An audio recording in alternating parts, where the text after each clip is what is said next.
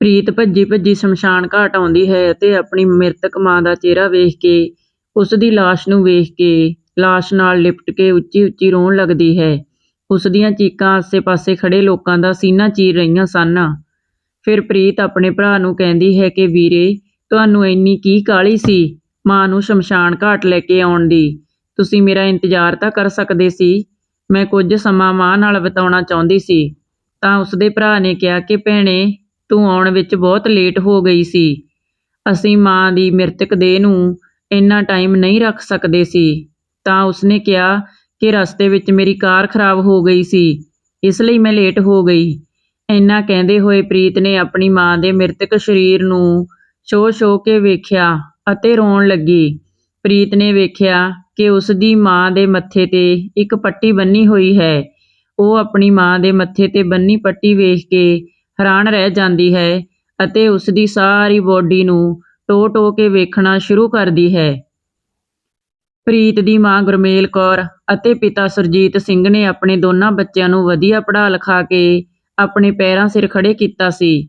ਉਹਨਾਂ ਦਾ ਬੇਟਾ ਜਗਤਾਰ ਸ਼ਹਿਰ ਦੇ ਵਿੱਚ ਪੜ੍ਹਾਈ ਕਰਦਾ ਸੀ ਅਤੇ ਉੱਥੇ ਹੀ ਇੱਕ ਮਲਟੀਨੈਸ਼ਨਲ ਕੰਪਨੀ ਦੇ ਵਿੱਚ ਨੌਕਰੀ ਕਰਨ ਲੱਗਾ ਸੀ। ਜਦੋਂ ਜਗਤਾਰ ਨੇ ਆਪਣੀ ਮਾਂ ਕੋਲ ਆ ਕੇ ਗੱਲ ਕੀਤੀ ਕਿ ਮੈਂ ਉਸੇ ਕੰਪਨੀ ਵਿੱਚ ਕੰਮ ਕਰਦੀ ਇੱਕ ਕੁੜੀ ਨਾਲ ਵਿਆਹ ਕਰਵਾਉਣਾ ਚਾਹੁੰਦਾ ਹਾਂ, ਤਾਂ ਉਸ ਦੀ ਮਾਂ ਨੇ ਆਪਣੇ ਪਤੀ ਕੋਲ ਗੱਲ ਕੀਤੀ।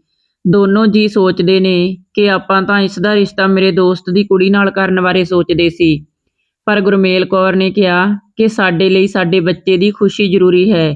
ਤੁਸੀਂ ਆਪਣੇ ਦੋਸਤ ਨੂੰ ਇਹ ਗੱਲ ਸਮਝਾ ਸਕਦੇ ਹੋ ਕਿ ਮੁੰਡੇ ਤੋਂ ਬਾਹਰ ਹੋ ਕੇ ਅਸੀਂ ਉਸ ਦਾ ਰਿਸ਼ਤਾ ਤੁਹਾਡੀ ਧੀ ਨਾਲ ਨਹੀਂ ਕਰ ਸਕਦੇ। ਸੁਰਜੀਤ ਸਿੰਘ ਨੇ ਆਪਣੀ ਪਤਨੀ ਦੀ ਗੱਲ ਨੂੰ ਮੰਨਿਆ ਅਤੇ ਦੋਨਾਂ ਜੀਆਂ ਨੇ ਰਾਏ ਕਰਕੇ ਆਪਣੇ ਪੁੱਤ ਦਾ ਵਿਆਹ ਉਸ ਦੀ ਪਸੰਦ ਦੀ ਕੁੜੀ ਨਾਲ ਕਰ ਦਿੱਤਾ। ਜਗਤਾਰ ਅਤੇ ਉਸ ਦੀ ਪਤਨੀ ਰੀਤ ਪਿੰਡ ਦੇ ਵਿੱਚ ਕੁਝ ਸਮਾਂ ਹੀ ਰਹੇ। ਉਸ ਤੋਂ ਬਾਅਦ ਰੀਤ ਆਪਣੇ ਪਤੀ ਨੂੰ ਕਹਿਣ ਲੱਗੀ ਕਿ ਮੈਂ ਪਿੰਡ ਵਿੱਚ ਨਹੀਂ ਰਹਿ ਸਕਦੀ, ਮੈਨੂੰ ਪਿੰਡਾਂ ਦਾ ਵਾਤਾਵਰਨ ਵਧੀਆ ਨਹੀਂ ਲੱਗਦਾ। ਫਿਰ ਜਗਤਾਰ ਆਪਣੇ ਮੰਮੀ ਪਾਪਾ ਕੋਲ ਕਹਿੰਦਾ ਹੈ ਕਿ ਮੈਂ ਸ਼ਹਿਰ ਰਹਿਣਾ ਚਾਹੁੰਦਾ ਹਾਂ। ਤਾਂ ਵੀ ਦੋਨੋਂ ਜੀ ਆਪਣੇ ਪੁੱਤ ਦੀ ਖੁਸ਼ੀ ਲਈ ਉਸ ਦੀ ਗੱਲ ਮੰਨ ਗਏ ਅਤੇ ਕਹਿਣ ਲੱਗੇ, ਅਸੀਂ ਤਾਂ ਅਜੇ ਪਿੰਡ ਵਿੱਚ ਹੀ ਰਹਾਂਗੇ, ਤੁਸੀਂ ਸ਼ਹਿਰ ਵਿੱਚ ਰਹਿ ਸਕਦੇ ਹੋ। ਉਹਨਾਂ ਦੇ ਪੁੱਤ ਨੇ ਸ਼ਹਿਰ ਵਿੱਚ ਕੋਠੀ ਲੈ ਲਈ ਅਤੇ ਸ਼ਹਿਰ ਵਿੱਚ ਰਹਿਣ ਲੱਗੇ। ਹੁਣ ਗੁਰਮੇਲ ਕੌਰ ਅਤੇ ਸੁਰਜੀਤ ਸਿੰਘ ਨੂੰ ਆਪਣੀ ਧੀ ਦੇ ਵਿਆਹ ਦੀ ਚਿੰਤਾ ਸੀ। ਉਹਨਾਂ ਨੂੰ ਇਹ ਸੀ ਕਿ ਅਸੀਂ ਆਪਣੇ ਜਿਉਂਦੇ ਜੀ ਆਪਣੀ ਧੀ ਦਾ ਵਧੀਆ ਵਿਆਹ ਕਰ ਦਈਏ। ਜਦੋਂ ਉਹ ਆਪਣੀ ਧੀ ਦੇ ਰਿਸ਼ਤੇ ਬਾਰੇ ਸੋਚ ਹੀ ਰਹੇ ਸੀ ਤਾਂ ਅਚਾਨਕ ਸੁਰਜੀਤ ਸਿੰਘ ਬਿਮਾਰ ਹੋ ਜਾਂਦੇ ਨੇ। ਜਦੋਂ ਲੰਮਾ ਸਮਾਂ ਇਲਾਜ ਕਰਵਾਉਣ ਤੋਂ ਬਾਅਦ ਉਹ ਠੀਕ ਨਹੀਂ ਹੁੰਦੇ ਤਾਂ ਉਹਨਾਂ ਨੂੰ ਸ਼ਹਿਰ ਦੇ ਹਸਪਤਾਲ ਵਿੱਚ ਲਿਜਾਇਆ ਜਾਂਦਾ ਹੈ, ਜਿੱਥੇ ਡਾਕਟਰ ਦੱਸਦੇ ਨੇ ਕਿ ਉਹਨਾਂ ਨੂੰ ਹਾਰਟ ਦੀ ਪ੍ਰੋਬਲਮ ਹੈ, ਜਿਸ ਕਰਕੇ ਉਹ ਜ਼ਿਆਦਾ ਸਮੇਂ ਤੱਕ ਜਿੰਦਾ ਨਹੀਂ ਰਹਿ ਸਕਦੇ। ਇਹ ਗੱਲ ਸੁਣ ਕੇ ਗੁਰਮੇਲ ਕੌਰ ਅੰਦਰੋਂ ਅੰਦਰ ਟੁੱਟ ਜਾਂਦੀ ਹੈ। ਉਹ ਆਪਣੇ ਪਤੀ ਨੂੰ ਕਹਿੰਦੀ ਹੈ ਕਿ ਆਪਾਂ ਆਪਣੀ ਧੀ ਦਾ ਵਿਆਹ ਕਰ ਦਈਏ। ਫਿਰ ਗੁਰਮੇਲ ਕੌਰ ਅਤੇ ਸੁਰਜੀਤ ਸਿੰਘ ਇੱਕ ਵਧੀਆ ਲੜਕਾ ਵੇਖ ਕੇ ਆਪਣੀ ਧੀ ਪ੍ਰੀਤ ਦਾ ਵਿਆਹ ਕਰ ਦਿੰਦੇ ਨੇ। ਧੀ ਦੇ ਵਿਆਹ ਤੋਂ ਬਾਅਦ ਦੋਨੋਂ ਜੀ ਪਿੰਡ ਵਿੱਚ ਇਕੱਲੇ ਰਹਿ ਜਾਂਦੇ ਨੇ। ਸੁਰਜੀਤ ਸਿੰਘ ਦੀ ਹਾਲਤ ਦਿਨ-ਬ-ਦਿਨ ਵਿਗੜਦੀ ਜਾ ਰਹੀ ਸੀ। ਗੁਰਮੇਲ ਕੌਰ ਨੇ ਆਪਣੇ ਪੁੱਤ ਨੂੰ ਆਪਣੇ ਪਤੀ ਦੀ ਹਾਲਤ ਬਾਰੇ ਦੱਸਿਆ ਤਾਂ ਉਸਦੇ ਪੁੱਤ ਨੇ ਕਿਹਾ ਕਿ ਅਸੀਂ ਪਿੰਡ 'ਚ ਤਾਂ ਨਹੀਂ ਆ ਸਕਦੇ, ਤੁਸੀਂ ਸਾਡੇ ਕੋਲ ਆ ਜਾਵੋ। ਪਰ ਸੁਰਜੀਤ ਸਿੰਘ ਸ਼ਹਿਰ ਵਿੱਚ ਜਾਣ ਲਈ ਤਿਆਰ ਨਹੀਂ ਸੀ। ਗੁਰਮੇਲ ਕੌਰ ਆਪਣੇ ਪਤੀ ਦੀ ਸਾਂਭ ਸੰਭਾਲ ਕਰਦੀ। ਅਚਾਨਕ ਇੱਕ ਦਿਨ ਸੁਰਜੀਤ ਸਿੰਘ ਦੀ ਹਾਲਤ ਇੰਨੀ ਵਿਗੜ ਗਈ ਕਿ ਉਹ ਇਸ ਸੰਸਾਰ ਨੂੰ ਹਮੇਸ਼ਾ ਲਈ ਅਲਵਿਦਾ ਕਹਿ ਗਏ। ਹੁਣ ਗੁਰਮੇਲ ਕੌਰ ਬਿਲਕੁਲ ਇਕੱਲੀ ਰਹਿ ਚੁੱਕੀ ਸੀ। ਲੋਕਾਂ ਲੱਜੋਂ ਹੁਣ ਗੁਰਮੇਲ ਕੌਰ ਦਾ ਪੁੱਤ ਆਪਣੀ ਮਾਂ ਨੂੰ ਸ਼ਹਿਰ ਆਪਣੇ ਕੋਲ ਲੈ ਗਿਆ। ਜਦੋਂ ਗੁਰਮੇਲ ਕੌਰ ਸ਼ਹਿਰ ਆਈ ਤਾਂ ਉਸਦੇ ਪੋਤੇ ਵੀ ਕਾਫੀ ਵੱਡੇ ਹੋ ਚੁੱਕੇ ਸੀ। ਜਦੋਂ ਉਹ ਛੋਟੇ ਹੁੰਦੇ ਸੀ ਤਾਂ ਉਹ ਆਪਣੀ ਦਾਦੀ ਦਾ ਬਹੁਤ ਮੋਹ ਕਰਦੇ ਸੀ, ਪਰ ਹੁਣ ਉਹ ਆਪਣੀ ਦਾਦੀ ਨੂੰ ਬੁਲਾਉਂਦੇ ਵੀ ਨਹੀਂ ਸੀ। ਗੁਰਮੇਲ ਕੌਰ ਦਾ ਛੋਟਾ ਪੋਤਾ ਤਾਂ ਕਦੇ-ਕਦਾਈ ਆਪਣੀ ਦਾਦੀ ਦਾ ਹਾਲ ਚਾਲ ਪੁੱਛ ਲੈਂਦਾ ਸੀ, ਪਰ ਵੱਡਾ ਪੋਤਾ ਤਾਂ ਆਪਣੀ ਦਾਦੀ ਨੂੰ ਬਿਲਕੁਲ ਵੀ ਨਹੀਂ ਸੀ ਬੁਲਾਉਂਦਾ। ਇੰਨੇ ਵੱਡੇ ਘਰ ਵਿੱਚ ਗੁਰਮੇਲ ਕੌਰ ਆਪਣੇ ਆਪ ਨੂੰ ਇਕੱਲਾ ਮਹਿਸੂਸ ਕਰਦੀ ਸੀ, ਕਿਉਂਕਿ ਗੁਰਮੇਲ ਕੌਰ ਦੀ ਪੜ੍ਹੀ ਲਿਖੀ ਸ਼ਹਿਰੀ ਠਾਠ-ਬਾਠ ਵਾਲੀ ਨੂੰਹ ਗੁਰਮੇਲ ਕੌਰ ਨੂੰ ਪਸੰਦ ਨਹੀਂ ਕਰਦੀ ਸੀ। ਇੱਕ ਦਿਨ ਗੁਰਮੇਲ ਕੌਰ ਦੀ ਧੀ ਪ੍ਰੀਤ ਦਾ ਫੋਨ ਆਇਆ ਕਿ ਮਾਂ, ਮੈਂ ਤੈਨੂੰ ਮਿਲਣ ਲਈ ਆ ਰਹੀ ਹਾਂ। ਤਾਂ ਗੁਰਮੇਲ ਕੌਰ ਨੇ ਸੋਚਿਆ ਕਿ ਮੈਂ ਆਪਣੀ ਧੀ ਦੇ ਮਨਪਸੰਦ ਲੱਡੂ ਬਣਾ ਲਵਾਂ।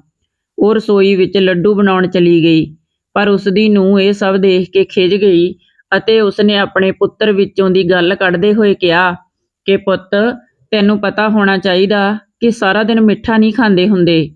ਲੱਡੂਆਂ ਵਿੱਚ ਬਹੁਤ ਮਿੱਠਾ ਹੁੰਦਾ ਹੈ। ਜੇ ਅਸੀਂ ਖਾਣ ਪੀਣ 'ਤੇ ਕੰਟਰੋਲ ਨਹੀਂ ਕਰਾਂਗੇ ਤਾਂ ਫਿਰ ਸਾਨੂੰ ਬਿਮਾਰੀਆਂ ਲੱਗ ਜਾਂਦੀਆਂ ਨੇ। ਸਾਨੂੰ ਹਮੇਸ਼ਾ ਆਪਣੇ ਮੂੰਹ 'ਤੇ ਕੰਟਰੋਲ ਰੱਖਣਾ ਚਾਹੀਦਾ ਹੈ। ਤੇ ਹੋਰ ਵੀ ਬਹੁਤ ਤਿੱਖੀਆਂ ਗੱਲਾਂ ਉਹ ਆਪਣੇ ਪੁੱਤ ਵਿੱਚੋਂ ਦੀ ਆਪਣੀ ਸੱਸ ਨੂੰ ਸੁਣਾ ਰਹੀ ਸੀ। ਇਹ ਸੁਣ ਕੇ ਗੁਰਮੇਲ ਕੌਰ ਦਾ ਮਨ ਦੁਖੀ ਹੋ ਗਿਆ।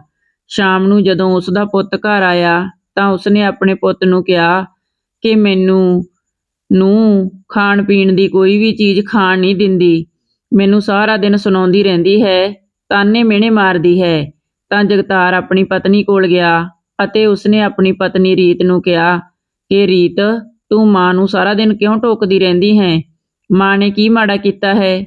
ਤੂੰ ਉਸਨੂੰ ਗੱਲ-ਗੱਲ ਤੇ ਤਾਨੇ ਦਿੰਨੀ ਆ। ਤਾਂ ਉਸਨੇ ਕਿਹਾ ਕਿ ਮੈਨੂੰ ਯਕੀਨ ਨਹੀਂ ਹੋ ਰਿਹਾ ਕਿ ਮਾਂ ਤੁਹਾਨੂੰ ਮੇਰੇ ਖਿਲਾਫ ਭੜਕਾਉਂਦੀ ਹੈ। ਮੈਂ ਤਾਂ ਮਾਂ ਦਾ ਇੰਨਾ ਖਿਆਲ ਰੱਖਦੀ ਹਾਂ। ਖਾਣ ਪੀਣ ਲਈ ਤਾਂ ਮੈਂ ਮਾਂ ਨੂੰ ਕਦੇ ਵੀ ਨਹੀਂ ਟੋਕਿਆ। ਮੈਂ ਤਾਂ ਬੱਚਿਆਂ ਨੂੰ ਟੋਕਦੀ ਹਾਂ। ਕੀ ਮੈਂ ਆਪਣੇ ਬੱਚਿਆਂ ਨੂੰ ਟੋਕ ਨਹੀਂ ਸਕਦੀ? ਮੈਨੂੰ ਦੁੱਖ ਹੋ ਰਿਹਾ ਹੈ ਕਿ ਜਿਸ ਮਾਂ ਦੀ ਮੈਂ ਇੰਨੀ ਸੇਵਾ ਕਰਦੀ ਹਾਂ, ਉਹੀ ਮੇਰੇ ਖਿਲਾਫ ਤੁਹਾਨੂੰ ਭੜਕਾਉਂਦੀ ਹੈ। ਇਹ ਕਹਿ ਕੇ ਉਹ ਮਗਰਮੱਛ ਦੇ ਹੰਝੂ ਬਹਾਉਣ ਲੱਗ ਜਾਂਦੀ ਹੈ। ਗੁਰਮੇਲ ਕੌਰ ਆਪਣੀ ਨੂੰਹ ਦੇ ਖੇਖਣ ਵੇਖ ਰਹੀ ਸੀ ਅਤੇ ਹੁਣ ਉਸਨੂੰ ਪਤਾ ਲੱਗ ਗਿਆ ਸੀ ਕਿ ਉਸਦਾ ਪੁੱਤ ਉਸ ਕੋਲ ਆ ਕੇ ਉਸਨੂੰ ਖਰੀਆਂ-ਖਰੀਆਂ ਸੁਣਾਵੇਗਾ। ਇਹੀ ਗੱਲ ਹੋਈ। ਜਗਤਾਰ ਬਾਹਰ ਆਇਆ ਅਤੇ ਆਪਣੀ ਮਾਂ ਨੂੰ ਕਹਿਣ ਲੱਗਾ ਕਿ ਮਾਂ, ਤੈਨੂੰ ਸ਼ਰਮ ਆਉਣੀ ਚਾਹੀਦੀ ਹੈ। ਤੂੰ ਆਪਣੀ ਨੂੰਹ ਦੇ ਖਿਲਾਫ ਮੇਰੇ ਕੰਨ ਭਰਦੀ ਹੈ। ਉਸਨੇ ਤਾਂ ਤੈਨੂੰ ਕਦੇ ਵੀ ਰੋਕ-ਟੋਕ ਨਹੀਂ ਕੀਤੀ। ਮਾਂ, ਉਹ ਸ਼ਹਿਰ ਦੀ ਪੜ੍ਹੀ ਲਿਖੀ ਇੱਕ ਵੱਡੇ ਪਰਿਵਾਰ ਦੀ ਧੀ ਹੈ, ਪਰ ਫਿਰ ਵੀ ਉਹ ਤੇਰਾ ਇੰਨਾ ਖਿਆਲ ਰੱਖਦੀ ਹੈ ਤੇ ਤੂੰ ਉਸ ਦੇ ਖਿਲਾਫ ਬੋਲਦੀ ਹੈ। ਮੈਨੂੰ ਯਕੀਨ ਨਹੀਂ ਹੋ ਰਿਹਾ ਕਿ ਤੂੰ ਮੇਰੀ ਮਾਂ ਹੋ ਕੇ ਇਹ ਕੰਮ ਕਰ ਸਕਦੀ ਹੈ। ਇਹ ਕਹਿ ਕੇ ਉਸਦਾ ਮੁੰਡਾ ਆਪਣੇ ਕਮਰੇ ਵਿੱਚ ਚਲਾ ਗਿਆ। ਉਸਦੀ ਨੂੰਹ ਉਸ ਵੱਲ ਟੇਢਾ ਝਾਕ ਕੇ ਹੱਸਦੀ ਹੋਈ ਆਪਣੇ ਪਤੀ ਦੇ ਪਿੱਛੇ ਚਲੀ ਜਾਂਦੀ ਹੈ। ਜਦੋਂ ਉਸਦਾ ਪਤੀ ਦਫ਼ਤਰ ਚਲਾ ਜਾਂਦਾ ਹੈ ਤਾਂ ਉਹ ਆਪਣੀ ਸੱਸ ਨੂੰ ਕਹਿੰਦੀ ਹੈ ਕਿ ਮੈਂ ਆਪਣੀ ਮਾਂ ਦੇ ਘਰ ਜਾ ਰਹੀ ਹਾਂ, ਤੁਹਾਨੂੰ ਆਪਣਾ ਖਾਣਾ ਖੁਦ ਬਣਾ ਕੇ ਖਾਣਾ ਪਵੇਗਾ। ਇਹ ਕਹਿ ਕੇ ਉਹ ਘਰੋਂ ਚਲੀ ਜਾਂਦੀ ਹੈ। ਗੁਰਮੇਲ ਕੌਰ ਆਪਣਾ ਖਾਣਾ ਬਣਾ ਕੇ ਖਾ ਲੈਂਦੀ ਹੈ। ਸ਼ਾਮ ਤੱਕ ਜਦੋਂ ਉਸਦੀ ਨੂੰਹ ਵਾਪਸ ਨਹੀਂ ਆਉਂਦੀ ਤਾਂ ਉਹ ਆਪਣੇ ਪੋਤੇ ਨੂੰ ਪੁੱਛਦੀ ਹੈ ਕਿ ਤੇਰੇ ਮੰਮੀ ਪਾਪਾ ਕਿਉਂ ਨਹੀਂ ਆਏ? ਤਾਂ ਉਸਦਾ ਪੋਤਾ ਕਹਿੰਦਾ ਹੈ ਕਿ ਪਾਪਾ ਦਫ਼ਤਰ ਦੇ ਕੰਮ ਲਈ ਬਾਹਰ ਗਏ ਹੋਏ ਨੇ ਤੇ ਮਾਂ ਨਾਨੀ ਦੇ ਘਰ ਹੀ ਰਹੇਗੀ। ਤਾਂ ਫਿਰ ਗੁਰਮੇਲ ਕੌਰ ਪੁੱਛਦੀ ਹੈ ਕਿ ਪੁੱਤ, ਤੁਸੀਂ ਕੀ ਖਾਣਾ ਹੈ? ਤਾਂ ਉਸਦਾ ਪੋਤਾ ਕਹਿੰਦਾ ਹੈ ਕਿ ਸਾਡੀ ਚਿੰਤਾ ਨਾ ਕਰੋ, ਅਸੀਂ ਤਾਂ ਬਾਹਰ ਖਾ ਆਏ ਹਾਂ। ਫਿਰ ਗੁਰਮੇਲ ਕੌਰ ਬਿਨਾਂ ਕੁਝ ਬਣਾਏ ਸਿਰਫ ਇਕੱਲਾ ਦੁੱਧ ਪੀ ਕੇ ਪੈ ਜਾਂਦੀ ਹੈ। ਉਹ ਇੱਕ ਫਟੀ ਹੋਈ ਚਾਦਰ ਨੂੰ ਉੱਪਰ ਲੈ ਕੇ ਸੌਣ ਦੀ ਕੋਸ਼ਿਸ਼ ਕਰਦੀ ਹੈ, ਪਰ ਉਹ ਚਾਦਰ ਜਗ੍ਹਾ-ਜਗ੍ਹਾ ਤੋਂ ਫਟੀ ਹੋਈ ਸੀ। ਉਸ ਚਾਦਰ ਵਿੱਚੋਂ ਉਸਨੂੰ ਠੰਡ ਲੱਗ ਰਹੀ ਸੀ। ਉਹ ਸੋਚਦੀ ਹੈ ਕਿ ਮੈਂ ਆਪਣੇ ਪੁੱਤ ਨੂੰ ਕਿੰਨੀ ਵਾਰ ਕਿਹਾ ਹੈ ਕਿ ਮੈਨੂੰ ਇੱਕ ਗਰਮ ਕੰਬਲ ਲਿਆ ਦੇ, ਪਰ ਉਹ ਆਪਣੀ ਮਾਂ ਦੀ ਗੱਲ ਨਹੀਂ ਗੌਲਦਾ। ਇਹ ਸੋਚਦੇ-ਸੋਚਦੇ ਗੁਰਮੇਲ ਕੌਰ ਰੋਣ ਲੱਗ ਜਾਂਦੀ ਹੈ। ਉਹ ਸੌਣ ਦੀ ਕੋਸ਼ਿਸ਼ ਕਰਦੀ ਹੈ, ਪਰ ਠੰਡ ਦੇ ਮਾਰੇ ਉਸਨੂੰ ਨੀਂਦ ਨਹੀਂ ਸੀ ਆ ਰਹੀ। ਫਿਰ ਉਸਨੇ ਸੋਚਿਆ ਕਿ ਨਾਲ ਦੇ ਕਮਰੇ ਵਿੱਚ ਜਾ ਕੇ ਵੇਖਦੀ ਹਾਂ। ਜਦੋਂ ਉਸਨੇ ਕਮਰੇ ਦਾ ਦਰਵਾਜ਼ਾ ਖੋਲ੍ਹਿਆ ਤਾਂ ਬੈੱਡ 'ਤੇ ਇੱਕ ਕੰਬਲ ਪਿਆ ਸੀ। ਉਹ ਕਮਰੇ ਵਿੱਚ ਗਈ ਅਤੇ ਸੋਚਣ ਲੱਗੀ ਕਿ ਅੱਜ ਤਾਂ ਨੂੰਹ ਘਰ ਨਹੀਂ ਹੈ, ਇੱਥੇ ਬੈੱਡ 'ਤੇ ਹੀ ਸੌਂ ਜਾਂਦੀ ਹਾਂ। ਨੂੰਹ ਦੇ ਆਉਣ ਤੱਕ ਇਸ ਕੰਬਲ ਨੂੰ ਤਹਿ ਲਗਾ ਕੇ ਇਸ ਤਰ੍ਹਾਂ ਹੀ ਰੱਖ ਦੇਵਾਂਗੀ। ਗੁਰਮੇਲ ਕੌਰ ਕਮਰੇ ਵਿੱਚ ਜਾ ਕੇ ਕੰਬਲ ਲੈ ਕੇ ਸੌਂ ਜਾਂਦੀ ਹੈ। ਉਸਨੂੰ ਬਹੁਤ ਚੰਗੀ ਨੀਂਦ ਆਉਂਦੀ ਹੈ, ਕਿਉਂਕਿ ਉਸਨੂੰ ਬਹੁਤ ਦਿਨਾਂ ਬਾਅਦ ਚੰਗੀ ਨੀਂਦ ਆਈ ਸੀ, ਜਿਸ ਕਰਕੇ ਸਵੇਰੇ 9 ਵਜੇ ਤੱਕ ਉਸਦੀ ਅੱਖ ਹੀ ਨਾ ਖੁੱਲ੍ਹੀ। ਜਦੋਂ ਉਸਦੀ ਨੂੰਹ ਘਰ ਆਈ ਤਾਂ ਉਸਨੇ ਵੇਖਿਆ ਕਿ ਉਸਦੀ ਸੱਸ ਲੌਬੀ ਵਿੱਚ ਨਹੀਂ ਸੀ। ਉਹ ਜਾ ਕੇ ਕਮਰੇ ਦਾ ਦਰਵਾਜ਼ਾ ਖੋਲ੍ਹਦੀ ਹੈ ਤੇ ਵੇਖਦੀ ਹੈ ਕਿ ਉਸਦੀ ਸੱਸ ਬੈੱਡਰੂਮ ਵਿੱਚ ਕੰਬਲ ਲੈ ਕੇ ਪਈ ਹੈ। ਤਾਂ ਉਸਨੂੰ ਗੁੱਸਾ ਆ ਜਾਂਦਾ ਹੈ। ਉਹ ਕੰਬਲ ਖਿੱਚ ਕੇ ਆਪਣੀ ਸੱਸ ਦੀ ਬਾਂਹ ਫੜ ਕੇ ਉਸਨੂੰ ਖੜੀ ਕਰਦੀ ਹੈ ਤੇ ਕਹਿੰਦੀ ਹੈ ਕਿ ਤੇਰੀ ਹਿੰਮਤ ਕਿਵੇਂ ਹੋਈ ਮੇਰਾ ਕੰਬਲ ਲੈ ਕੇ ਸੌਣ ਦੀ? ਤੈਨੂੰ ਤਾਂ ਆਜ਼ਾਦੀ ਮਿਲ ਗਈ ਕਿ ਮੈਂ ਘਰ ਨਹੀਂ ਹਾਂ ਤੇ ਤੂੰ ਮੇਰਾ ਕੰਬਲ ਲੈ ਕੇ ਸੌਂ ਜਾਵੇਂ। ਹੁਣ ਮੈਨੂੰ ਇਸ ਕੰਬਲ ਨੂੰ ਧੋਣਾ ਪਵੇਗਾ। ਇਹ ਕਹਿ ਕੇ ਉਹ ਆਪਣੀ ਸੱਸ ਦੀ ਬਾਂਹ ਫੜ ਕੇ ਉਸਨੂੰ ਕਮਰੇ ਵਿੱਚੋਂ ਬਾਹਰ ਧੱਕਾ ਮਾਰਦੀ ਹੈ ਤਾਂ ਉਸਦੀ ਸੱਸ ਦਾ ਮੱਥਾ ਕੰਧ ਨਾਲ ਵੱਜਦਾ ਹੈ, ਜਿਸ ਕਰਕੇ ਉਸਦੇ ਮੱਥੇ ਵਿੱਚੋਂ ਖੂਨ ਨਿਕਲਣ ਲੱਗ ਜਾਂਦਾ ਹੈ। ਉਹ ਬਾਂਹ ਫੜ ਕੇ ਆਪਣੀ ਸੱਸ ਨੂੰ ਉਠਾਉਂਦੀ ਹੈ ਅਤੇ 2 ਮੁੱਕੀਆਂ ਉਸਦੀ ਢੂੰਹੀ ਵਿੱਚ ਮਾਰਦੀ ਹੈ। ਜਦੋਂ ਗੁਰਮੇਲ ਕੌਰ ਚੀਕਾਂ ਮਾਰਨ ਲੱਗਦੀ ਹੈ ਤਾਂ ਉਸਦਾ ਛੋਟਾ ਪੋਤਾ ਭੱਜ ਕੇ ਬਾਹਰ ਆਉਂਦਾ ਹੈ। ਪਹਿਲਾਂ ਤਾਂ ਗੁਰਮੇਲ ਕੌਰ ਦੀ ਨੂੰਹ ਆਪਣੀ ਸੱਸ 'ਤੇ ਸਿਰਫ ਜ਼ੁਬਾਨ ਚਲਾਉਂਦੀ ਸੀ, ਪਰ ਅੱਜ ਇਸ ਤਰ੍ਹਾਂ ਉਸਨੂੰ ਮਾਰਦੇ ਵੇਖ ਕੇ ਗੁਰਮੇਲ ਕੌਰ ਦੇ ਪੋਤੇ ਨੂੰ ਆਪਣੀ ਦਾਦੀ 'ਤੇ ਤਰਸ ਆ ਗਿਆ ਅਤੇ ਉਹ ਆਪਣੀ ਮਾਂ ਨੂੰ ਕਹਿਣ ਲੱਗਾ, "ਮਾਂ, ਇਹ ਤੂੰ ਕੀ ਕਰ ਰਹੀ ਆਂ? ਤੂੰ ਦਾਦੀ 'ਤੇ ਹੱਥ ਉਠਾ ਰਹੀ ਆਂ?" ਜਦੋਂ ਉਹ ਆਪਣੀ ਦਾਦੀ ਦਾ ਪੱਖ ਲੈਣ ਲੱਗਿਆ ਤਾਂ ਉਸਦੀ ਮਾਂ ਨੇ ਕਿਹਾ ਕਿ ਤੂੰ ਚੁੱਪਚਾਪ ਕਮਰੇ ਵਿੱਚ ਚਲਿਆ ਜਾ। ਜੇ ਤੂੰ ਬਹੁਤਾ ਦਾਦੀ ਦਾ ਪੱਖ ਕਰੇਂਗਾ ਤਾਂ ਮੈਂ ਤੈਨੂੰ ਰੋਟੀ ਨਹੀਂ ਦੇਵਾਂਗੀ। ਨਾਲੇ ਖਬਰਦਾਰ, ਜੇ ਕਿਸੇ ਕੋਲ ਗੱਲ ਕੀਤੀ ਕਿ ਮੈਂ ਤੇਰੀ ਦਾਦੀ ਦੇ ਮਾਰਿਆ ਹੈ। ਇਹ ਸੁਣ ਕੇ ਰੀਤ ਦਾ ਬੇਟਾ ਕਮਰੇ ਵਿੱਚ ਚਲਾ ਜਾਂਦਾ ਹੈ। ਗੁਰਮੇਲ ਕੌਰ ਆਪਣੀ ਨੂੰਹ ਤੋਂ ਬਾਂਹ ਛੁਡਾ ਕੇ ਆਪਣੇ ਮੰਜੇ 'ਤੇ ਜਾ ਕੇ ਬੈਠ ਜਾਂਦੀ ਹੈ। ਉਸਦੇ ਇੰਨੇ ਜ਼ੋਰ ਦੀ ਸੱਟ ਲੱਗੀ ਸੀ, ਉਸਦੇ ਬਹੁਤ ਦਰਦ ਹੋ ਰਿਹਾ ਸੀ, ਪਰ ਉਹ ਨੂੰਹ ਤੋਂ ਡਰਦੀ ਰੋਣਾ ਬੰਦ ਕਰ ਦਿੰਦੀ ਹੈ ਅਤੇ ਰੋਂਦੇ ਰੋਂਦੇ ਉਸਦਾ ਗਲਾ ਭਰ ਜਾਂਦਾ ਹੈ। ਸ਼ਾਮ ਨੂੰ ਉਸਦਾ ਪੁੱਤ ਘਰ ਆਉਂਦਾ ਹੈ ਤਾਂ ਉਹ ਸੋਚਦੀ ਹੈ ਕਿ ਮੈਂ ਆਪਣੇ ਪੁੱਤ ਕੋਲ ਆਪਣੀ ਨੂੰਹ ਦੀ ਸਾਰੀ ਕਰਤੂਤ ਦੱਸਾਂਗੀ, ਪਰ ਰੀਤ ਬਹੁਤ ਚਲਾਕ ਸੀ। ਉਸਨੇ ਆਪਣੇ ਪਤੀ ਦੇ ਆਉਣ ਤੱਕ ਆਪਣੇ ਮੱਥੇ ਨੂੰ ਕੰਧ ਵਿੱਚ ਮਾਰ ਕੇ ਛੋਟਾ ਜਿਹਾ ਜ਼ਖਮ ਕਰ ਲਿਆ ਤਾਂ ਕਿ ਜਦੋਂ ਉਸਦੀ ਸੱਸ ਉਸਦੇ ਪਤੀ ਕੋਲ ਉਸਦੀ ਸ਼ਿਕਾਇਤ ਲਾਵੇ ਤਾਂ ਉਹ ਪਹਿਲਾਂ ਹੀ ਇਹ ਕਹਿ ਦੇਵੇ ਕਿ ਤੇਰੀ ਮਾਂ ਨੇ ਮੇਰੇ ਉੱਤੇ ਹੱਥ ਚੁੱਕਿਆ, ਮੈਂ ਤਾਂ ਆਪਣੇ ਬਚਾਅ ਲਈ ਉਸਨੂੰ ਹਟਾ ਰਹੀ ਸੀ ਤਾਂ ਉਹ ਕੰਧ ਵਿੱਚ ਵੱਜੀ। ਇਹੀ ਹੋਇਆ ਜਦੋਂ ਗੁਰਮੇਲ ਕੌਰ ਨੇ ਆਪਣੇ ਪੁੱਤ ਕੋਲ ਆਪਣੀ ਨੂੰਹ ਦੀ ਸ਼ਿਕਾਇਤ ਲਾਉਣੀ ਚਾਹੀ ਤਾਂ ਉਸਨੇ ਆਪਣੀ ਮਾਂ ਨੂੰ ਕਿਹਾ ਕਿ ਮਾਂ, ਤੂੰ ਕਿੰਨਾ ਕੁ ਗਿਰੇਂਗੀ? ਪਹਿਲਾਂ ਤਾਂ ਤੂੰ ਪ੍ਰੀਤ ਨਾਲ ਸਿਰਫ ਲੜਦੀ ਸੀ, ਹੁਣ ਤੂੰ ਉਸ 'ਤੇ ਹੱਥ ਚੁੱਕਣਾ ਵੀ ਸ਼ੁਰੂ ਕਰ ਦਿੱਤਾ ਹੈ। ਤੈਨੂੰ ਪਤਾ ਹੈ ਰੀਤ ਦੇ ਮੱਥੇ ਵਿੱਚ ਕਿੰਨੀ ਸੱਟ ਲੱਗੀ ਹੈ? ਤਾਂ ਗੁਰਮੇਲ ਕੌਰ ਨੇ ਕਿਹਾ ਕਿ ਪੁੱਤ, ਤੂੰ ਮੇਰੀ ਗੱਲ ਦਾ ਯਕੀਨ ਕਰ, ਉਹ ਸਿਰਫ ਨਾਟਕ ਕਰ ਰਹੀ ਹੈ। ਮੈਂ ਕੰਬਲ ਲੈ ਕੇ ਕੀ ਸੁੱਤੀ, ਉਸਨੇ ਤਾਂ ਮੇਰੇ ਨਾਲ ਬਹੁਤ ਬਦਤਮੀਜ਼ੀ ਕੀਤੀ। ਪਰ ਉਸਦੇ ਪੁੱਤ ਜਗਤਾਰ ਨੇ ਉਸਦੀ ਇੱਕ ਵੀ ਗੱਲ ਨਾ ਸੁਣੀ ਤੇ ਕਹਿਣ ਲੱਗਾ, ਮਾਂ ਬਸ ਵੀ ਕਰ, ਝੂਠ ਬੋਲਣ ਦੀ ਵੀ ਕੋਈ ਹੱਦ ਹੁੰਦੀ ਹੈ। ਇਹ ਕਹਿ ਕੇ ਉਹ ਆਪਣੇ ਕਮਰੇ ਵਿੱਚੋਂ ਬਾਹਰ ਚਲਾ ਗਿਆ। ਹੁਣ ਰੀਤ ਆਪਣੀ ਸੱਸ ਵੱਲ ਮੁਸਕੜੀਏ ਹੱਸਦੀ ਹੋਈ ਬਾਹਰ ਚਲੀ ਜਾਂਦੀ ਹੈ। ਇਸ ਤਰ੍ਹਾਂ ਪਹਿਲਾਂ ਤਾਂ ਰੀਤ ਆਪਣੀ ਸੱਸ ਨਾਲ ਸਿਰਫ ਗਾਲੀ ਗਲੋਚ ਕਰਦੀ ਸੀ, ਪਰ ਹੁਣ ਉਸਦਾ ਹੱਥ ਖੁੱਲ੍ਹ ਗਿਆ ਸੀ। ਉਹ ਨਿੱਕੀ ਨਿੱਕੀ ਗੱਲ ਤੇ ਆਪਣੀ ਸੱਸ ਦੇ 2-4 ਮੁੱਕੀਆਂ ਮਾਰ ਦਿੰਦੀ ਸੀ ਅਤੇ ਉੱਤੋਂ ਉਸਨੂੰ ਰੋਣ ਵੀ ਨਹੀਂ ਦਿੰਦੀ ਸੀ। ਗੁਰਮੇਲ ਕੌਰ ਬਹੁਤ ਦੁਖੀ ਸੀ, ਪਰ ਉਸਨੇ ਕਦੇ ਵੀ ਆਪਣੀ ਧੀ ਕੋਲ ਆਪਣੀ ਨੂੰਹ ਦੀ ਸ਼ਿਕਾਇਤ ਨਹੀਂ ਸੀ ਕੀਤੀ, ਕਿਉਂਕਿ ਉਸਨੂੰ ਲੱਗਦਾ ਸੀ ਕਿ ਜੇ ਮੈਂ ਆਪਣੀ ਧੀ ਕੋਲ ਦੱਸਾਂਗੀ ਤਾਂ ਉਹ ਦੁਖੀ ਹੋਵੇਗੀ ਅਤੇ ਇਹਨਾਂ ਦੋਨਾਂ ਭੈਣ ਭਰਾਵਾਂ ਦਾ ਆਪਸ ਵਿੱਚ ਫਰਕ ਪੈ ਜਾਵੇਗਾ। ਅੱਜ ਗੁਰਮੇਲ ਕੌਰ ਦੀ ਧੀ ਪ੍ਰੀਤ ਆਪਣੀ ਧੀ ਨੂੰ ਹਸਪਤਾਲ 'ਚੋਂ ਦਵਾਈ ਦਵਾ ਕੇ ਆਈ ਸੀ। ਆਉਂਦੇ ਹੀ ਫੋਨ ਦੀ ਘੰਟੀ ਵੱਜੀ। ਜਦੋਂ ਪ੍ਰੀਤ ਨੇ ਫੋਨ ਚੁੱਕਿਆ ਤਾਂ ਫੋਨ ਉਸਦੇ ਹੱਥ ਵਿੱਚੋਂ ਡਿੱਗ ਪਿਆ ਅਤੇ ਉਹ ਸੋਫੇ 'ਤੇ ਡਿੱਗ ਗਈ, ਬੇਹੋਸ਼ ਹੋ ਗਈ। ਇੰਨੇ ਨੂੰ ਪ੍ਰੀਤ ਦੀ ਸੱਸ ਅਤੇ ਉਸਦਾ ਪਤੀ ਭੱਜੇ ਆਏ। ਪ੍ਰੀਤ ਦੀ ਬੇਟੀ ਵੀ ਆਪਣੀ ਮਾਂ ਨੂੰ ਝੰਜੋੜਦੇ ਹੋਏ ਰੋਣ ਲੱਗੀ।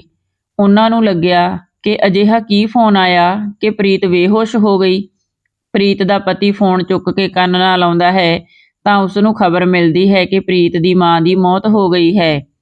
ਇਹ ਗੱਲ ਸੁਣ ਕੇ ਪ੍ਰੀਤ ਦਾ ਪਤੀ ਵੀ ਘਬਰਾ ਜਾਂਦਾ ਹੈ, ਕਿਉਂਕਿ ਪ੍ਰੀਤ ਦੱਸਦੀ ਹੈ ਕਿ 2 ਦਿਨ ਪਹਿਲਾਂ ਹੀ ਤਾਂ ਮੇਰੀ ਮਾਂ ਨਾਲ ਗੱਲ ਹੋਈ ਸੀ, ਉਹ ਬਿਲਕੁਲ ਠੀਕ ਠਾਕ ਸੀ। ਉਹ ਸਿਰਫ ਇੰਨਾ ਕਹਿ ਰਹੀ ਸੀ ਕਿ ਮੇਰੇ ਗੋਡੇ ਦਰਦ ਕਰ ਰਹੇ ਨੇ। ਅਚਾਨਕ ਇਸ ਤਰ੍ਹਾਂ ਮੌਤ ਦੀ ਖਬਰ ਨੇ ਸਾਰਿਆਂ ਨੂੰ ਝੰਜੋੜ ਕੇ ਰੱਖ ਦਿੱਤਾ। ਪ੍ਰੀਤ ਇਹ ਗੱਲ ਸੁਣ ਕੇ ਆਪਣੇ ਪਤੀ ਨੂੰ ਨਾਲ ਲੈ ਕੇ ਆਪਣੀ ਮਾਂ ਦੇ ਘਰ ਪਹੁੰਚਦੀ ਹੈ। ਜਦੋਂ ਉਹ ਘਰ ਪਹੁੰਚੀ ਤਾਂ ਉਸਨੂੰ ਪਤਾ ਲੱਗਾ ਕਿ ਉਸਦਾ ਭਰਾ ਆਪਣੀ ਮਾਂ ਦੀ ਮ੍ਰਿਤਕ ਦੇਹ ਨੂੰ ਲੈ ਕੇ ਸ਼ਮਸ਼ਾਨ ਘਾਟ ਚਲਾ ਗਿਆ ਹੈ। ਉਹ ਉੱਥੋਂ ਭੱਜਦੀ ਭੱਜਦੀ ਆਪਣੀ ਮਾਂ ਦੇ ਪਿੱਛੇ ਸ਼ਮਸ਼ਾਨ ਘਾਟ ਪਹੁੰਚ ਜਾਂਦੀ ਹੈ ਅਤੇ ਆਪਣੀ ਮਾਂ ਨਾਲ ਲਿਪਟ ਕੇ ਰੋਂਦੀ ਹੈ ਤੇ ਕਹਿੰਦੀ ਹੈ ਕਿ ਮਾਂ, ਤੂੰ ਇੰਨੀ ਜਲਦੀ ਮੈਨੂੰ ਛੱਡ ਕੇ ਕਿਉਂ ਚਲੀ ਗਈ? ਕੀ ਹੋਇਆ? ਤੂੰ ਮੇਰਾ ਇੰਤਜ਼ਾਰ ਵੀ ਨਹੀਂ ਕੀਤਾ। ਕੱਲ੍ਹ ਤਾਂ ਤੂੰ ਚੰਗੀ ਭਲੀ ਸੀ। ਪ੍ਰੀਤ ਦੇ ਪਿੱਛੇ ਉਹਦੀ ਭਾਬੀ ਰੀਤ ਅਤੇ ਹੋਰ ਵੀ ਔਰਤਾਂ ਸ਼ਮਸ਼ਾਨ ਘਾਟ ਪਹੁੰਚ ਜਾਂਦੀਆਂ ਨੇ ਤੇ ਉਹ ਪ੍ਰੀਤ ਨੂੰ ਕਹਿੰਦੀਆਂ ਨੇ ਕਿ ਤੇਰੀ ਮੰਮੀ ਘਰ ਵਿੱਚ ਇਕੱਲੀ ਸੀ। ਕੋਰੀਅਰ ਵਾਲਾ ਆਇਆ ਸੀ ਜਦੋਂ ਤੇਰੀ ਮੰਮੀ ਕੋਰੀਅਰ ਲੈਣ ਲਈ ਪੌੜੀਆਂ ਤੋਂ ਨੀਚੇ ਆ ਰਹੀ ਸੀ ਤਾਂ ਉਸ ਦਾ ਪੈਰ ਤਿਲਕ ਗਿਆ ਅਤੇ ਉਹ ਪੌੜੀਆਂ ਤੋਂ ਡਿੱਗ ਗਈ। ਪਰ ਪ੍ਰੀਤ ਇਹ ਗੱਲ ਮੰਨਣ ਨੂੰ ਤਿਆਰ ਨਹੀਂ ਸੀ, ਕਿਉਂਕਿ ਉਹ ਜਾਣਦੀ ਸੀ ਕਿ ਉਸ ਦੀ ਮਾਂ ਨੂੰ ਗਠੀਏ ਦੀ ਬਿਮਾਰੀ ਸੀ ਅਤੇ ਉਸ ਦੇ ਗੋਡਿਆਂ ਦੇ ਵਿੱਚ ਵੀ ਬਹੁਤ ਦਰਦ ਸੀ, ਜਿਸ ਕਰਕੇ ਉਹ ਕਦੇ ਵੀ ਪੌੜੀਆਂ ਤੋਂ ਨੀਚੇ ਨਹੀਂ ਉਤਰ ਸਕਦੀ ਸੀ। ਘਰ ਵਿੱਚ ਇਕੱਲੀ ਹੁੰਦੇ ਹੋਏ ਤਾਂ ਉਹ ਪੌੜੀਆਂ ਤੋਂ ਉਤਰਨ ਬਾਰੇ ਸੋਚ ਵੀ ਨਹੀਂ ਸਕਦੀ ਸੀ। ਜਦੋਂ ਪ੍ਰੀਤ ਇੱਦਾਂ ਕਹਿੰਦੀ ਹੈ ਤਾਂ ਉਸ ਦਾ ਆਂਢ ਗੁਆਂਢ ਦੇ ਲੋਕ ਉਸ ਨੂੰ ਕਹਿੰਦੇ ਨੇ ਕਿ ਜੋ ਵੀ ਹੋਇਆ ਹੁਣ ਤਾਂ ਕੁਝ ਨਹੀਂ ਹੋ ਸਕਦਾ, ਤੂੰ ਆਪਣੀ ਮਾਂ ਦਾ ਚਿਹਰਾ ਆਖਰੀ ਵਾਰ ਚੰਗੀ ਤਰ੍ਹਾਂ ਵੇਖ ਲਾ। ਪਰ ਪ੍ਰੀਤ ਕਹਿੰਦੀ ਹੈ ਕਿ ਮੈਂ ਆਪਣੀ ਮਾਂ ਦਾ ਅੰਤਮ ਸੰਸਕਾਰ ਨਹੀਂ ਹੋਣ ਦੇਵਾਂਗੀ ਜਿੰਨਾ ਸਮਾਂ ਮੈਨੂੰ ਸੱਚ ਦਾ ਪਤਾ ਨਹੀਂ ਲੱਗਦਾ। ਉਹ ਆਪਣੇ ਭਰਾ ਭਰਜਾਈ ਨੂੰ ਵਾਰ-ਵਾਰ ਪੁੱਛਦੀ ਹੈ ਕਿ ਤੁਸੀਂ ਮੈਨੂੰ ਸੱਚ ਦੱਸੋ ਕਿ ਮਾਂ ਨੂੰ ਕੀ ਹੋਇਆ ਹੈ, ਤਾਂ ਉਸ ਦੀ ਭਰਜਾਈ ਗੁੱਸੇ ਵਿੱਚ ਬੋਲਦੀ ਹੈ ਕਿ ਤੂੰ ਕੀ ਅਨਾਪ-ਸ਼ਨਾਪ ਬੋਲ ਰਹੀ ਹੈ, ਤੈਨੂੰ ਪਤਾ ਹੈ ਤੂੰ ਕੀ ਕਹਿ ਰਹੀ ਹੈ? ਜਦੋਂ ਅਸੀਂ ਤੈਨੂੰ ਦੱਸ ਦਿੱਤਾ ਕਿ ਤੇਰੀ ਮਾਂ ਪੌੜੀਆਂ ਤੋਂ ਡਿੱਗ ਕੇ ਉਸ ਦੀ ਮੌਤ ਹੋਈ ਹੈ, ਫਿਰ ਹੋਰ ਤੂੰ ਕੀ ਜਾਣਨਾ ਚਾਹੁੰਦੀ ਹੈ? ਆਪਣੀ ਭਰਜਾਈ ਦੇ ਇਹ ਰੁੱਖੇ ਬੋਲ ਸੁਣ ਕੇ ਪ੍ਰੀਤ ਨੂੰ ਗੁੱਸਾ ਆ ਜਾਂਦਾ ਹੈ ਤੇ ਉਹ ਕਹਿੰਦੀ ਹੈ ਕਿ ਮੈਨੂੰ ਸ਼ੱਕ ਹੈ ਕਿ ਮਾਂ ਨਾਲ ਜ਼ਰੂਰ ਕੁਝ ਬੁਰਾ ਹੋਇਆ ਹੈ। ਉਹ ਆਪਣੇ ਪਤੀ ਨੂੰ ਕਹਿੰਦੀ ਹੈ ਕਿ ਤੁਸੀਂ ਮੇਰਾ ਸਾਥ ਦਿਓਗੇ ਤਾਂ ਮੈਂ ਆਪਣੀ ਮਾਂ ਦੀ ਮੌਤ ਦਾ ਕਾਰਨ ਜਾਣਨਾ ਚਾਹੁੰਦੀ ਹਾਂ। ਉਸ ਦਾ ਪਤੀ ਉਸ ਨੂੰ ਕਹਿੰਦਾ ਹੈ ਕਿ ਤੂੰ ਕੀ ਕਹਿ ਰਹੀ ਹੈ, ਮੈਨੂੰ ਕੁਝ ਵੀ ਸਮਝ ਨਹੀਂ ਆ ਰਿਹਾ। ਤਾਂ ਪ੍ਰੀਤ ਕਹਿੰਦੀ ਹੈ ਕਿ ਜਦੋਂ ਵੀ ਮੈਂ ਮਾਂ ਨਾਲ ਫੋਨ ਤੇ ਗੱਲ ਕਰਦੀ ਸੀ ਤਾਂ ਉਹ ਬਹੁਤ ਦੁਖੀ ਹੁੰਦੀ ਸੀ, ਪਰ ਉਸਨੇ ਮੈਨੂੰ ਕਦੇ ਵੀ ਸਹੀ ਗੱਲ ਨਹੀਂ ਸੀ ਦੱਸੀ। ਪਰ ਹੁਣ ਮੈਨੂੰ ਸ਼ੱਕ ਹੈ ਕਿ ਮੇਰੀ ਮਾਂ ਨਾਲ ਕੁਝ ਅਣਹੋਣੀ ਹੋਈ ਹੈ। ਜਦੋਂ ਉਹ ਇਹ ਗੱਲ ਕਰ ਰਹੀ ਸੀ ਤਾਂ ਜਗਤਾਰ ਦਾ ਛੋਟਾ ਬੇਟਾ ਆਪਣੀ ਭੂਆ ਨੂੰ ਰੋਂਦੀ ਵੇਖ ਕੇ ਉਸ ਕੋਲ ਆਉਂਦਾ ਹੈ ਅਤੇ ਦੱਸਦਾ ਹੈ ਕਿ ਮਾਂ ਹਮੇਸ਼ਾ ਦਾਦੀ ਨੂੰ ਕੁੱਟਦੀ ਮਾਰਦੀ ਸੀ। ਜਦੋਂ ਉਹ ਇੰਨਾ ਹੀ ਬੋਲਿਆ ਸੀ ਤਾਂ ਰੀਤ ਨੇ ਆਪਣੇ ਪੁੱਤ ਨੂੰ ਚੁੱਪ ਕਰਾਉਣ ਦੀ ਕੋਸ਼ਿਸ਼ ਕੀਤੀ ਅਤੇ ਆਪਣੇ ਪਤੀ ਨੂੰ ਕਿਹਾ ਕਿ ਤੁਸੀਂ ਵੇਖੋ, ਇਹ ਕਿਸੇ ਦਾ ਭੜਕਾਇਆ ਹੋਇਆ ਮੇਰੇ ਖਿਲਾਫ ਬੋਲ ਰਿਹਾ ਹੈ। ਜਗਤਾਰ ਨੇ ਆਪਣੇ ਪੁੱਤ ਨੂੰ ਝਿੜਕਦੇ ਹੋਏ ਚੁੱਪ ਕਰਾਇਆ ਅਤੇ ਉਸ ਨੂੰ ਘਰ ਜਾਣ ਲਈ ਕਿਹਾ। ਉਹ ਚੁੱਪਚਾਪ ਘਰ ਚਲਾ ਗਿਆ। ਹੁਣ ਪ੍ਰੀਤ ਸਮਝ ਗਈ ਕਿ ਮੇਰੀ ਮਾਂ ਦੀ ਮੌਤ ਨਹੀਂ, ਸ਼ਾਇਦ ਹੱਤਿਆ ਹੋਈ ਹੈ। ਉੱਥੇ ਮੌਜੂਦ ਲੋਕਾਂ ਦੇ ਕਹਿਣ ਤੇ ਗੁਰਮੇਲ ਕੌਰ ਦਾ ਅੰਤਮ ਸੰਸਕਾਰ ਤਾਂ ਕਰ ਦਿੱਤਾ, ਪਰ ਪ੍ਰੀਤ ਇਸ ਗੱਲ ਤੇ ਅੜੀ ਹੋਈ ਸੀ ਕਿ ਉਹ ਆਪਣੀ ਮਾਂ ਦੀ ਮੌਤ ਦਾ ਕਾਰਨ ਜਾਣ ਕੇ ਰਹੇਗੀ। ਇਸ ਲਈ ਜਦੋਂ ਉਹ ਆਪਣੇ ਭਰਾ ਦੇ ਘਰ ਆਈ ਤਾਂ ਆਪਣੀ ਮਾਂ ਦੇ ਕਮਰੇ ਵੱਲ ਗਈ। ਉਸਨੇ ਵੇਖਿਆ ਕਿ ਉਸ ਦੀ ਮਾਂ ਦੇ ਕਮਰੇ ਦੀ ਹਾਲਤ ਠੀਕ ਨਹੀਂ ਸੀ। ਕਮਰੇ ਵਿੱਚ ਉਹੀ ਫਟੀ ਹੋਈ ਚਾਦਰ ਪਈ ਸੀ ਅਤੇ ਉਸ ਦੀ ਮਾਂ ਦੀਆਂ ਦਵਾਈਆਂ। ਉਹ ਕਮਰੇ ਦੀ ਫਰੋਲਾ ਫਰਾਲੀ ਕਰਨ ਲੱਗੀ ਤਾਂ ਉਸ ਨੂੰ ਆਪਣੀ ਮਾਂ ਦੇ ਬਿਸਤਰ ਹੇਠੋਂ ਇੱਕ ਪੱਤਰ ਮਿਲਿਆ। ਉਹ ਪੱਤਰ ਪੜ੍ਹ ਕੇ ਪ੍ਰੀਤ ਦੀਆਂ ਅੱਖਾਂ ਅੱਡੀਆਂ ਰਹਿ ਗਈਆਂ। ਉਸਨੇ ਆਪਣੇ ਪਤੀ ਨੂੰ ਆਵਾਜ਼ ਮਾਰੀ ਅਤੇ ਕਿਹਾ ਕਿ ਦੇਖੋ, ਮੈਂ ਜੋ ਕਹਿ ਰਹੀ ਸੀ ਉਹ ਬਿਲਕੁਲ ਸੱਚ ਹੈ। ਪ੍ਰੀਤ ਦਾ ਪਤੀ ਉਸ ਦੇ ਹੱਥੋਂ ਉਹ ਪੱਤਰ ਫੜਦਾ ਹੈ ਅਤੇ ਉਸ ਨੂੰ ਪੜ੍ਹਦਾ ਹੈ। ਪੱਤਰ ਪੜ੍ਹ ਕੇ ਉਸ ਦੀਆਂ ਵੀ ਅੱਖਾਂ ਅੱਡੀਆਂ ਰਹਿ ਜਾਂਦੀਆਂ ਨੇ। ਫਿਰ ਦੋਨੋਂ ਜੀ ਬਾਹਰ ਆਉਂਦੇ ਨੇ ਅਤੇ ਸਾਰੇ ਲੋਕਾਂ ਦੀ ਮੌਜੂਦਗੀ ਵਿੱਚ ਪੱਤਰ ਪੜ੍ਹਦੇ ਨੇ। ਉਸ ਪੱਤਰ ਵਿੱਚ ਲਿਖਿਆ ਸੀ ਕਿ ਪ੍ਰੀਤ ਪੁੱਤ, ਮੈਂ ਤੇਰੇ ਕੋਲ ਅੱਜ ਤੱਕ ਕੋਈ ਗੱਲ ਨਹੀਂ ਕੀਤੀ, ਪਰ ਮੇਰੀ ਨੂੰਹ ਮੇਰੇ ਨਾਲ ਬਹੁਤ ਅਤਿਆਚਾਰ ਕਰਦੀ ਹੈ। ਪਹਿਲਾਂ ਇਹ ਮੈਨੂੰ ਗਾਲੀ ਗਲੋਚ ਕਰਦੀ ਸੀ, ਹੁਣ ਇਸਨੇ ਮੈਨੂੰ ਮਾਰਨਾ ਵੀ ਸ਼ੁਰੂ ਕਰ ਦਿੱਤਾ ਹੈ। ਜਦੋਂ ਵੀ ਦੇਖੋ ਇਹ ਹਿੰਸਕ ਹੋ ਜਾਂਦੀ ਹੈ ਅਤੇ ਮੈਨੂੰ ਕੁੱਟਣਾ ਸ਼ੁਰੂ ਕਰ ਦਿੰਦੀ ਹੈ। ਕੱਲ ਰਾਤ ਨੂੰ ਜਦੋਂ ਮੈਂ ਪਾਣੀ ਪੀਣ ਉੱਠੀ ਤਾਂ ਮੇਰੀ ਨੂੰਹ ਅਤੇ ਉਸ ਦੀ ਮਾਂ ਕਮਰੇ ਵਿੱਚ ਗੱਲਾਂ ਕਰ ਰਹੀਆਂ ਸੀ ਕਿ ਇਹ ਨਹੀਂ ਪਤਾ ਕਿ ਇਹ ਬੁੱਢੀ ਆਪਣੀ ਸਾਰੀ ਜ਼ਮੀਨ ਜਾਇਦਾਦ ਆਪਣੀ ਧੀ ਦੇ ਨਾਮ ਕਰ ਦੇਵੇ। ਇਸ ਲਈ ਮਾਂ, ਇਸ ਬੁੱਢੀ ਦਾ ਇੱਕ ਪਾਸਾ ਮੈਨੂੰ ਹੀ ਕਰਨਾ ਪਵੇਗਾ। ਜਦੋਂ ਮੈਂ ਇਹ ਗੱਲ ਸੁਣੀ ਅਤੇ ਵਾਪਸ ਆਪਣੇ ਕਮਰੇ ਵਿੱਚ ਆਉਣ ਲੱਗੀ ਤਾਂ ਪਏ ਫੁੱਲਦਾਨ ਦੇ ਵਿੱਚ ਮੇਰਾ ਪੈਰ ਵੱਜਿਆ ਤੇ ਉਹ ਫੁੱਲਦਾਨ ਨੀਚੇ ਗਿਰ ਗਿਆ ਅਤੇ ਮੇਰੀ ਨੂੰਹ ਨੂੰ ਪਤਾ ਲੱਗ ਗਿਆ ਕਿ ਮੈਂ ਉਹਨਾਂ ਦੀ ਗੱਲ ਸੁਣ ਲਈ ਹੈ। ਭਾਵੇਂ ਕਿ ਉਦੋਂ ਉਸਨੇ ਮੈਨੂੰ ਕੁਝ ਨਹੀਂ ਕਿਹਾ, ਪਰ ਹੁਣ ਮੈਨੂੰ ਪੱਕਾ ਪਤਾ ਹੈ ਕਿ ਮੇਰੀ ਜਾਨ ਨੂੰ ਖਤਰਾ ਹੈ। ਇਸ ਤੋਂ ਬਾਅਦ ਜੇ ਮੈਨੂੰ ਕੁਝ ਵੀ ਹੋਇਆ ਤਾਂ ਮੇਰੀ ਮੌਤ ਦੀ ਜ਼ਿੰਮੇਵਾਰ ਮੇਰੀ ਨੂੰਹ ਅਤੇ ਉਸ ਦੀ ਮਾਂ ਹੋਵੇਗੀ। ਮੇਰੇ ਪੁੱਤ ਨੂੰ ਇਸ ਬਾਰੇ ਕੁਝ ਵੀ ਨਹੀਂ ਪਤਾ। ਇੰਨਾ ਲਿਖਦੇ ਹੋਏ ਨਾਲ ਹੀ ਉਸਨੇ ਆਪਣੀ ਜ਼ਮੀਨ ਦਾ ਵਸੀਅਤਨਾਮਾ ਲਿਖ ਦਿੱਤਾ ਕਿ ਮੇਰੀ ਪਿੰਡ ਵਾਲੀ ਜ਼ਮੀਨ ਅਤੇ ਘਰ ਮੈਂ ਆਪਣੀ ਧੀ ਦੇ ਨਾਮ ਕਰਨਾ ਚਾਹੁੰਦੀ ਹਾਂ ਅਤੇ ਮੇਰੇ ਘਰ ਵਾਲੇ ਨੇ ਮੇਰੇ ਪੁੱਤ ਨੂੰ ਬਿਨਾਂ ਦੱਸੇ ਸ਼ਹਿਰ ਦੇ ਵਿੱਚ ਇੱਕ ਪਲਾਟ ਖਰੀਦਿਆ ਸੀ ਅਤੇ ਇੱਕ ਪਿੰਡ ਦੇ ਵਿੱਚ ਜ਼ਮੀਨ ਵੀ ਲਈ ਸੀ।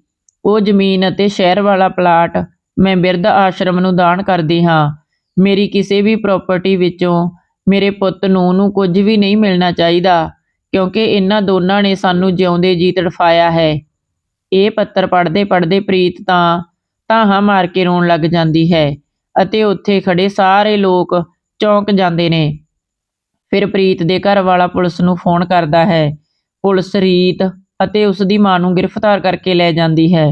ਗੁਰਮੇਲ ਕੌਰ ਦਾ ਪੁੱਤ ਜਗਤਾਰ ਸਿੰਘ ਉੱਚੀ ਉੱਚੀ ਰੋਂਦਾ ਹੈ ਅਤੇ ਕਹਿੰਦਾ ਹੈ ਕਿ ਮੈਂ ਆਪਣੀ ਪਤਨੀ ਦੇ ਪਿੱਛੇ ਲੱਗ ਕੇ ਆਪਣੀ ਮਾਂ ਦੇ ਦੁੱਖ ਤਕਲੀਫ ਨੂੰ ਸਮਝ ਹੀ ਨਾ ਪਾਇਆ। ਫਿਰ ਉਹ ਆਪਣੇ ਛੋਟੇ ਪੁੱਤ ਨੂੰ ਪੁੱਛਦਾ ਹੈ ਕਿ ਤੂੰ ਕੀ ਦੱਸਣਾ ਚਾਹੁੰਦਾ ਸੀ, ਤਾਂ ਗੁਰਮੇਲ ਕੌਰ ਦਾ ਪੋਤਾ ਸਾਰੀ ਸੱਚਾਈ ਬਿਆਨ ਕਰਦਾ ਹੈ ਕਿ ਮੇਰੀ ਮਾਂ ਕਿਵੇਂ ਮੇਰੀ ਦਾਦੀ ਨਾਲ ਦੁਰਵਿਵਹਾਰ ਕਰਦੀ ਸੀ। ਇਹ ਸੁਣ ਕੇ ਉੱਥੇ ਖੜੇ ਸਾਰੇ ਲੋਕਾਂ ਦੀਆਂ ਅੱਖਾਂ ਵਿੱਚ ਹੰਝੂ ਆ ਜਾਂਦੇ ਨੇ ਅਤੇ ਪ੍ਰੀਤ ਧਾਹਾਂ ਮਾਰ ਕੇ ਰੋਂਦੀ ਹੋਈ ਆਪਣੇ ਭਰਾ ਨੂੰ ਕਹਿੰਦੀ ਹੈ ਕਿ ਅੱਜ ਤੋਂ ਬਾਅਦ ਮੇਰਾ ਤੇਰੇ ਨਾਲ ਕੋਈ ਵੀ ਰਿਸ਼ਤਾ ਨਹੀਂ। ਤੂੰ ਜਿਉਂਦੇ ਜੀ ਮੰਮੀ ਪਾਪਾ ਨੂੰ ਤੜਫਾਇਆ ਹੈ। ਤੂੰ ਤਾਂ ਉਸ ਦੀ ਮੌਤ ਦਾ ਵੀ ਕਾਤਲ ਨਿਕਲਿਆ। ਹੁਣ ਜਗਤਾਰ ਇਸ ਗਲਤੀ ਤੇ ਪਛਤਾ ਰਿਹਾ ਸੀ ਕਿ ਉਸਨੇ ਆਪਣੀ ਮਾਂ ਦੀ ਗੱਲ ਤੇ ਯਕੀਨ ਕਿਉਂ ਨਹੀਂ ਕੀਤਾ। ਹਾਂਜੀ ਦੋਸਤੋ, ਕਿਵੇਂ ਲੱਗੀ ਤੁਹਾਨੂੰ ਆਪਣੀ ਇਹ ਕਹਾਣੀ? ਕਮੈਂਟ ਕਰਕੇ ਜ਼ਰੂਰ ਦੱਸਣਾ। ਜੇਕਰ ਵਧੀਆ ਲੱਗੀ ਤਾਂ ਵੀਡੀਓ ਨੂੰ ਲਾਈਕ ਅਤੇ ਸ਼ੇਅਰ ਜ਼ਰੂਰ ਕਰਨਾ। ਮਿਲਾਂਗੇ ਕੱਲ੍ਹ ਨੂੰ ਕਿਸੇ ਨਵੀਂ ਕਹਾਣੀ ਦੇ ਨਾਲ। ਧੰਨਵਾਦ ਜੀ।